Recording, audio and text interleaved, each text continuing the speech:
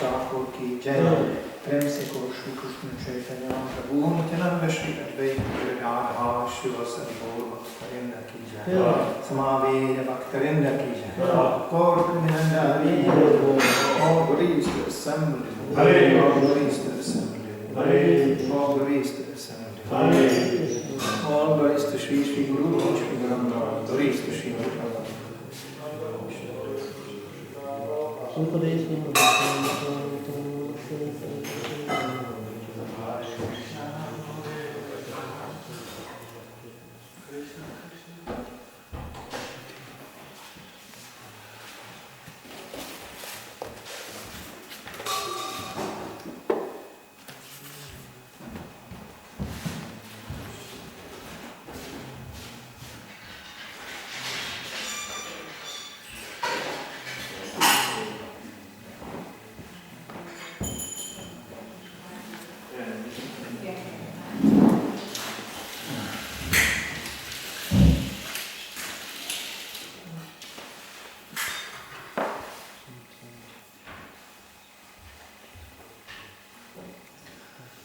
So, we have some issues again, particular points. You mentioned something before, huh? Or something else? Prabhupada and his disciples in Germany. That can be the... So it's an entertainment time. You always like to hear the stories. So it's like this. Oh my God, how many times I bend that film up and down. And the funny thing is, anytime I repeat it, it becomes again three-dimensional, and I remember more and more the details of this. Even the smells are coming back. Even I was absolutely unaware that in Prabhupada's presence that I'm actually recording anything, because Prabhupada was such a stunning experience, you forgot even to think what you really want to think, or you became so drawn into his, you could say, into his personality that you completely, and it was so easy to be caught off guard. Like one of the realizations you realize in presence of Prabhupada was how anxiously we are always checking that we look good and sound good, and how absorbed, self-absorbed we are in a material bodily terms. But when Prabhupada was around, all this was gone. And suddenly not only the soul, but the helplessness of that soul in that conditioned state became so evident. So for even a very, very professional speakers and intellectuals became completely stupid in Prabhupada's presence. Started to mumble around and excuse themselves, and became completely insecure. Because there was no way to sustain that image, that, by that purity of Prabhupada, was no way. So I fortunately was not a challenge like this, because actually I never talked to Prabhupada once, and he never talked to me. He just wrote me a letter. Our relationship was strictly on a basis of basically exchanging the Sankirtan results, that's all. I'm very glad for that, because all those who came more in a personal association with Prabhupada, they tested very heavily. Sometimes enthusiastically they said something and then met a completely cold response. And sometimes they just remarked something and Prabhupada picked up on this and very much appreciated it. So you never knew what you get. It was never certain what you get when you came close to Prabhupada. Because he was completely, you could say, transcendentally, impulsively acting for the benefit of the disciples. He was always in an educational mood, but you couldn't feel it. You didn't know it. He didn't have a big sign, I'm the teacher, here, sit down. It was, in a lecture it was easy. Therefore, you recorded lectures, when you hear that, that's not the whole Prabhupada. That's just a, 45 minutes presentation. And you can hear in the lectures, of course, how the individual circumstances sometimes are, because Prabhupada is personal and addresses all the local personal problems. But in dealing with him personally, that's one-on-one like this, that was very challenging. So, but first what was the title? Prabhupada? The different titles of Srila Prabhupada have different names. Yes. As we know, Prabhupada started in he didn't put the title at all as a priority. It was just the Swamiji. That was the only thing they could call him, which was acceptable amongst the hippies, because there were so many Swamijis. You know, the idea of Swamiji from India, the mystic Swamiji, was not so uncommon. So there was just a Swamiji. And they called him like this. Prabhupada didn't object in the first place, because there was no platform. That is another feature of Prabhupada. He never wanted to hurt that growing devotional attitude. So by prematurely confronting, disciples, or there was not even disciples, it was just future disciples, confronting them with rules and regulations, or rules of etiquette, which they were actually not capable to follow, even or absorb in that particular time. And they knew it. The more they quickly advanced, they could sense there's much more to it. Why is Prabhupada not saying this? There's actually, and they even addressed him once. Prabhupada, are there more rules and regulations to follow? Prabhupada just smiled and said, if I would tell you, you will all faint. Of course. Because Prabhupada was known in Vrindavan as one of the most strict and orthodox sannyasis. But when he entered that American field, what can you do? And he saw this animalistic people, jumping around, so he was simply encouraging the chanting. And that's Avarupa Goswami who said, first chanting, then the rules. Not first the rules and then the chanting. No, first chanting and then the rules. So there's for most of the people it's just chant. And then when they get a little bit more cleaned up, then the rules may be introduced. The same thing with the titles. So Prabhupada let them go on with the Swamiji, and Swamiji this and Swamiji that, and Swamiji is coming, and then mainly, Sri Ramakrishna Maharaj was one of them once. I mean, you have to understand, he preached to people when he stressed, and he stressed in a very early stage, that we must accept a spiritual master. And they asked him, where do we find him? Can you imagine what recovering that was? And Prabhupada never said, shut up, it's me, which would be actually quite normal response. Or he didn't make even an obligatory introduction of himself. He preached on the principle and let it up to them to absorb the principle. That's a very, very interesting lesson to learn in preaching. You stress the principle. Therefore it's so harmful to impose upon people first in a, you could almost call it dogmatic way, the institutional structure and this, authority and I can just give a really brutal example of one of the best devotees in a, I don't want to get myself, but it's a long time ago. So. Very, very productive man who could manage up to 120 people in his factory. I mean, that's not somebody who just, Actually, he had even quite a rich drug experience as well, because he came from quite a rich family and he had access to the substances, but anyway. So when he came to the temple, he liked it.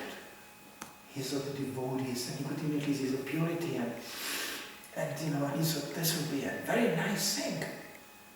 So he came in a temple and being a manager, his first question is, what can I do here? Can I do something? And he immediately saw what is wrong and what could be improved and this. And you know what the answer he got? No, you cannot do anything. Sit down and chant. And he said, yeah, I'm only chanting, I like that. But what shall I do? No, you cannot do anything before the authority is coming. And the authority will tell you what to do. Because you cannot do anything. You know what happened? He walked out of the door thinking, I'll never come back to this place. This is ridiculous. Because I already can see there are so many things in need of improvement. I would like to help, and the first thing you get, that you cannot do anything. That's first approach. And it was only actually years later he met a very expert preacher Ramakrishna Maharaj, who told him, no. This is just immaturity, you know. It's not the nature of Prabhupada's movement to receive such a welcome. It's just immaturity. These devotees, they are nice actually, they try, but they don't know how to handle people like you. So, you know, and then, then he said, well, I want to do something with Prabhupada. He said, okay, let's sit down and see what you can do, and let's talk about this. And then suddenly there were so many things coming up.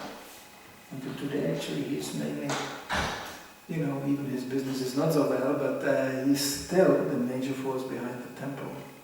In Slovakia, behind the main temple, more or less. So, serious devotee, but from another background. So Prabhupada didn't, introduce these issues in the beginning.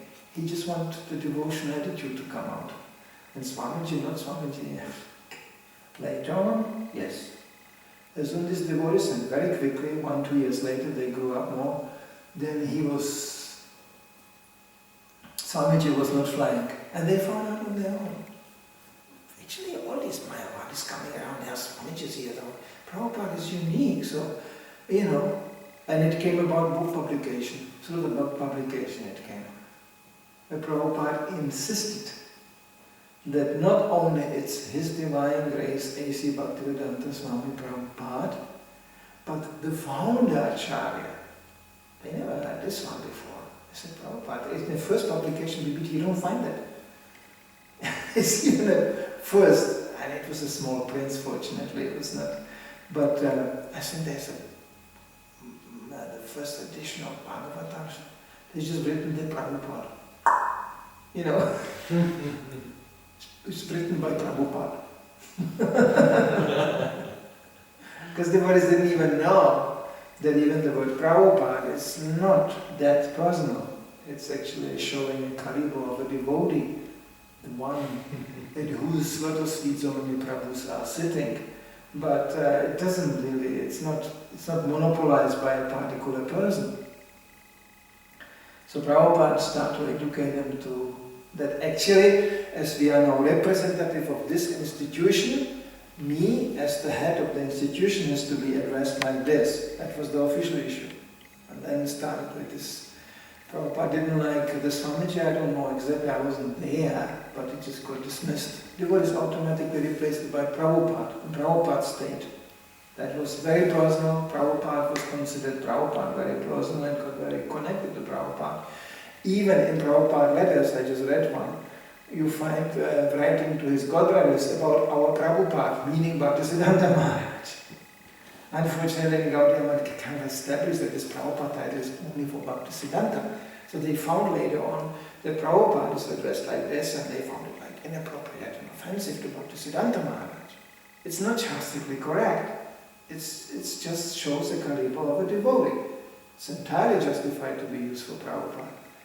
So, and then another one which I could mention, which is highly controversial because so many devotees are still doing that. Prabhupada really didn't like the Guru Maharaj. He pointed several times and he said, what is this Guru Maharaj? Who is this Guru Maharaj? Everybody is Guru Maharaj. There's Guru Maharaj here, Guru Maharaj there. All the Mayavadi sannyasi say Guru Maharaj, Guru Maharaj. There has to be always a name. Personal. So of course for us remained Prabhupada is the most personal, we chant this in a kirtan, which is normally also not done. Actually some people may say it's concoction. But because it remembers us so closely on Prabhupada, we do that, and Prabhupada didn't object to that. There's one, he didn't object to that Prabhupada. Jaya Prabhupada, Prabhupada, Prabhupada. It was chanted all the time when he arrived. Prabhupada never stopped that. So it got established. There was another thing I wanted to say. Prabhupada.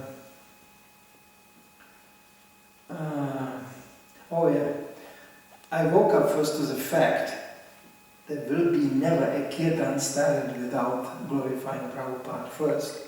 And I heard there's a recording of lecture, which is as an introduction, is a kirtan in Hansa Tuta. And I heard that. And and answer the start, Jaya Shri Krishna Jai. He stops immediately. And then you hear silently Prabhupada saying, you forgot. And then Prabhupada goes, oh yeah. And then he goes, Nama Om Vishnu Padaya. From there on I immediately understood. That's how Kirtan is starting. Not just grabbing Vedanga and Jai Shri Krishna and Hare Krishna and this. This Kirtan means you start first with Nama Om Vishnu Padaya, glorifying Prabhupada. There was even initially, after Prabhupada departure, there was a huge discussion how you glorify the Zonacharya, because he's the next link in the Sampradaya. So all Kirtan should start now, Nama Om Vishnu Padaya, Srimate Hare Kesha Smami, this is all starting like that. But then there were Godbrothers present, and he was himself objecting. He said, what is this? Is it Godbrothers chanting my name as an introductory before they chant Prabhupada? What do you do with that? Okay, man, maybe we should skip all this together. And ultimately it was actually decided that, the names of the gurus are not chanted in a kirtan. Now I could imagine that some disciples come together and celebrate Samyasa Puja. Of course they do. Why not? This is their guru, So when they are just disciples of the same guru together making kirtan somewhere, in some other place. And then came all the other rules after the Zonacharya saying that guru should not celebrate their Puja in the temple room, they should have a separate location for that, and things like that, and whatever. But regarding Prabhupada, there was these things. Swamiji got kind of naturally vanished, so far I understood from Godbrothers who were there. That kind of was naturally replaced by Prabhupada, and Guru Maharaj unfortunately survived. This is practice until today. And if it's tolerated by the local guru and this, then okay, sure. I would make it such a monstrous issue, really. Because finally the message behind the whole thing was that let's stay away from impersonalism. Let's not do things mechanically. The name should be that. And it's a very personal thing to address the spiritual master. Otherwise we become like the Hindus. There's also Guru Maharaj and Guruji and Swamiji and Guruji, in India it's difficult even, and Swamiji too, How many times people call me Swamiji, I tell them, look, this is right, I'm not a Swami. Hey, Swamiji, And then very quickly after it comes Guruji, also Guruji, why not? If it's Swamiji, then Guruji. And then, these discussions in there is hilarious. You would have to start every day to explain one thing over and over again, because they're so used to this, to throw these things around. So it's not cheap, and it's personal. Something else to it?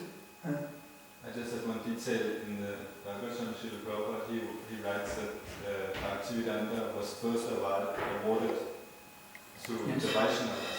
Yes. But Bhaktivedanta Swami, does it specifically refer to our Srila Prabhupada? No, Bhaktivedanta is a title which indicates a certain level of learning, erudition. It's a test. Prabhupada introduced actually Bhakti. He said there will be more Bhaktivedantas coming.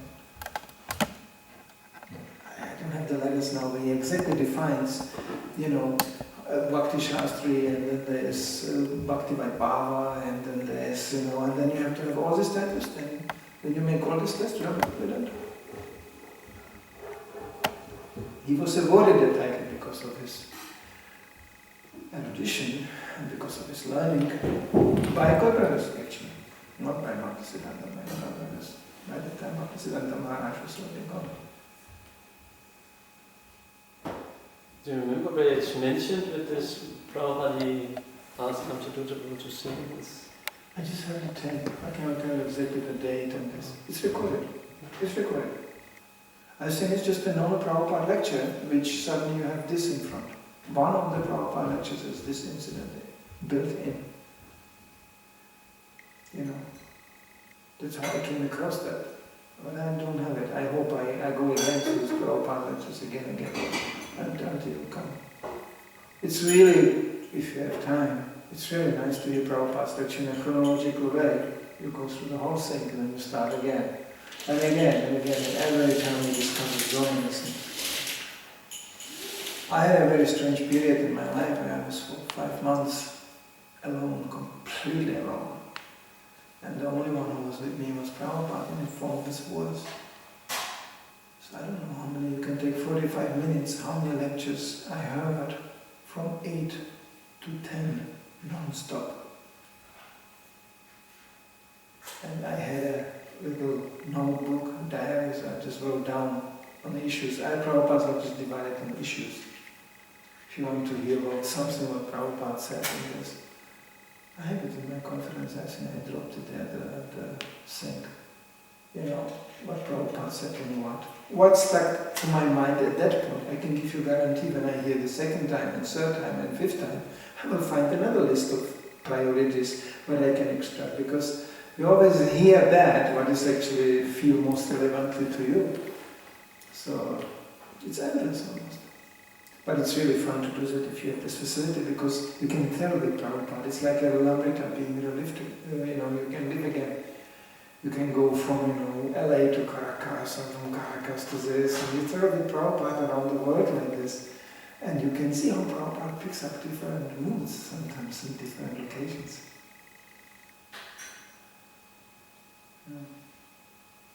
So, yes, there's this official side of Prabhupada, and then that's our Prabhupada. It will never go away. Prabhupada is simply for us Prabhupada.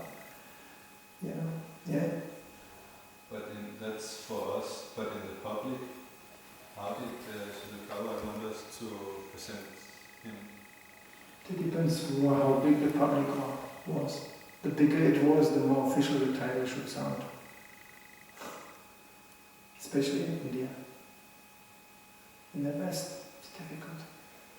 They are so allergic to this. They don't understand even the meaning when you say His Divine Grace. So they think, oh, He is a Divine Grace. Listen what you are saying. His, whose, somebody's Divine Grace. Okay? So that's what it means. And then immediately, I used to be encountering this word way back in Germany like that. But Germans are quite okay with titles. They like titles. But His Divine Grace was also really starting up. His Divine Grace!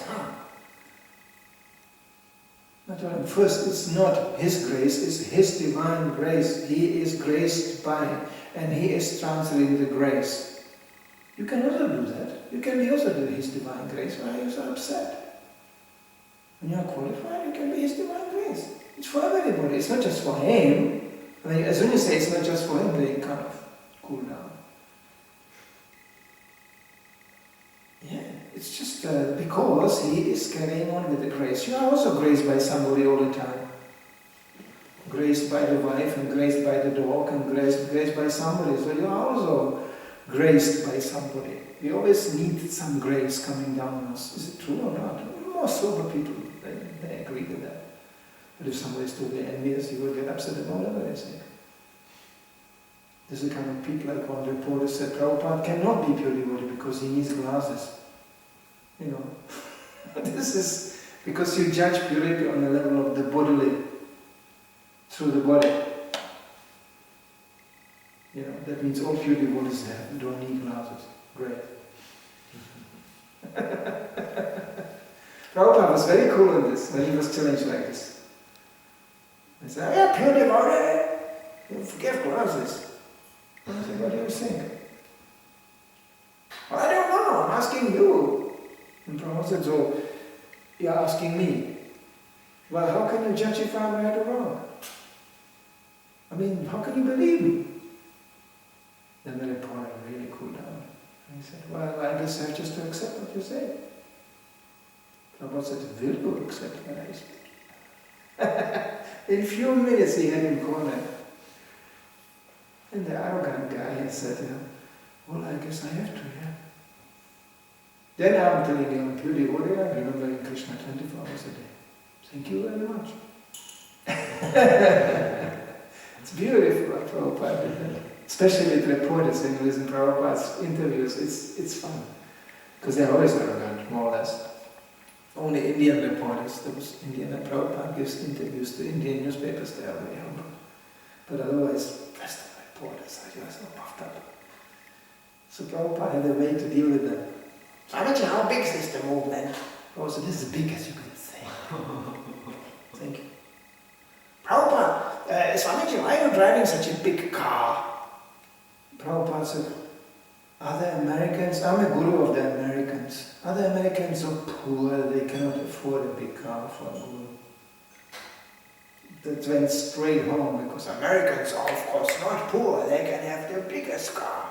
So there was no argument. And then one guy, Prabhupada, really frightened that issue totally. He said,